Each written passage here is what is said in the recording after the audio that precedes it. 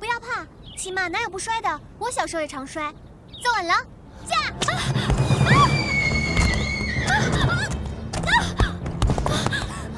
驾！若曦，驾！驾！若曦，若曦，把手给我！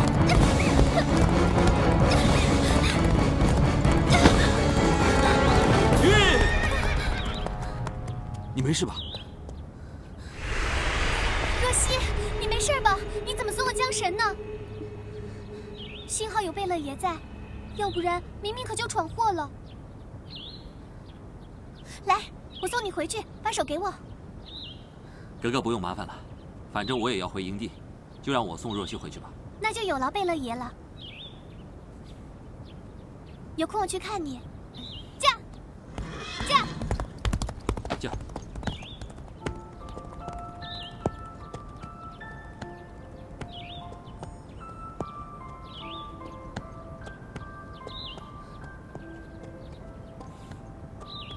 一定很疼吧？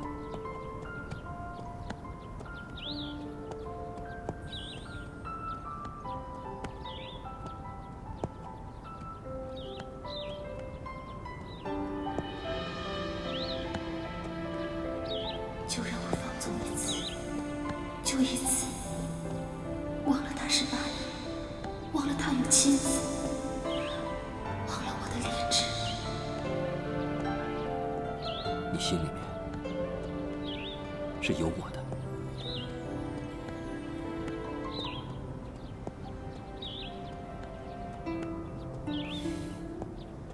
你心里真的有我。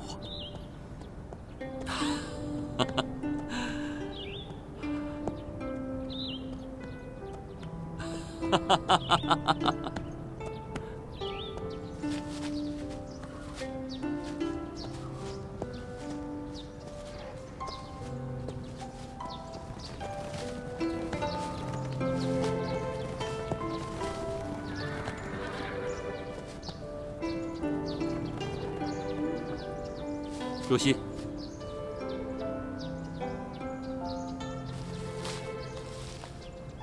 对了，你怎么会跟敏敏格格在一起呢？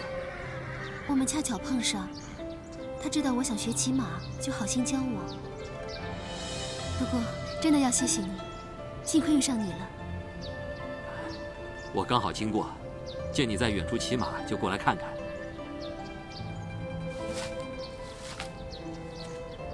你下次学骑马，我教你。好，奴才先行告退了。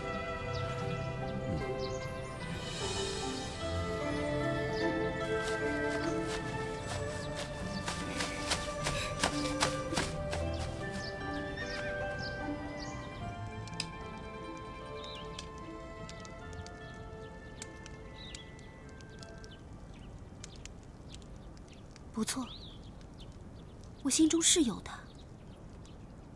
我怎么可能对他这么多年的付出没有丝毫的感动呢？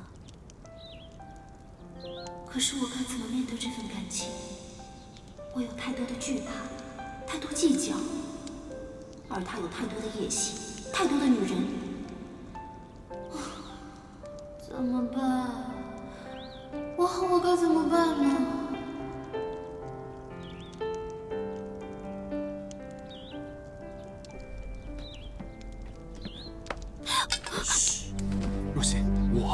是我呀，14爷。你怎么会在这儿？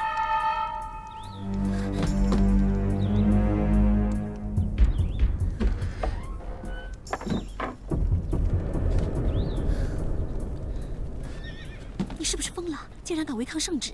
皇上命你们留在京城，你居然敢跟着来，不怕触怒皇上？哼！你干嘛不留在京城？我来是为了见八哥的。不过这里四周不是皇阿玛的人，就是太子的人，他们都对我太熟悉了，只怕看见我的背影就会起疑心，所以我才会来找你。是不是京城出什么事了？没什么大事，只不过我有事儿要找八哥当面商议一下。如果通书信的话，只怕有人会截了看。再说了，书信一来一回的，也说不明白，白费功夫，还不如自个儿跑一趟呢。就这么简单？具体的事儿说了你也不懂，你就别问了。我这也是为了你好。干嘛呀？你不让我拽，我偏要拽。你要拽啊，我偏不让你拽。哎，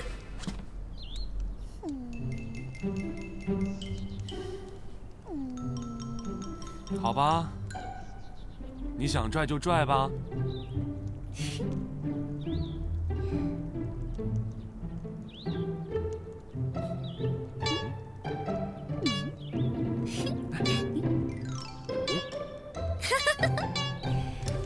好了，我想想有什么法子能够避开所有耳目，让你跟八爷相见。我就知道你一定会有办法的。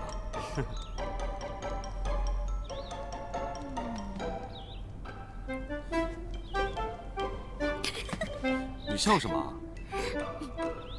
我想到了一个好办法，一定不会让人起疑。看你的样子，就知道一定不是什么好主意。说来听听。不如你假扮成一个女子，女子？这样就算有人看到你跟八爷在一起，也不会起疑。再说了，有谁会想到，堂堂大清朝14爷会假扮成一个女子呢？你竟敢对我说出这种大不敬的话！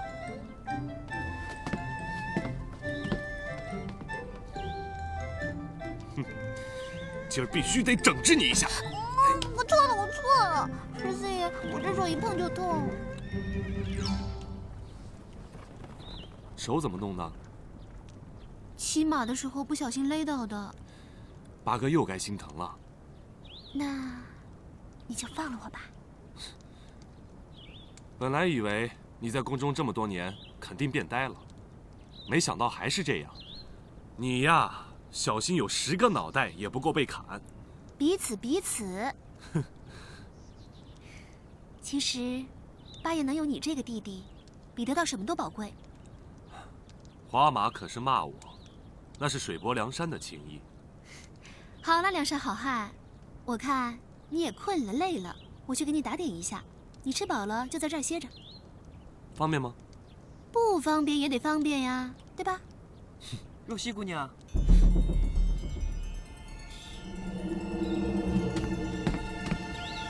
奴才宝柱是贝勒爷打发过来给姑娘送药的，请姑娘以温水洗了伤口后敷上，早晚2次，几日后淤血就能化了。我知道了。打扰姑娘，奴才告退。哎，你在这儿等一下。这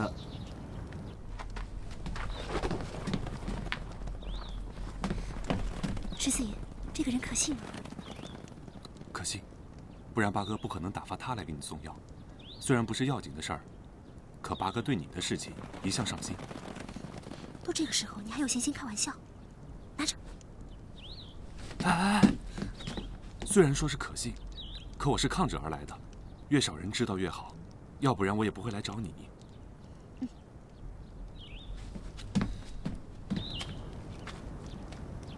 贝勒爷晚上一般都做些什么？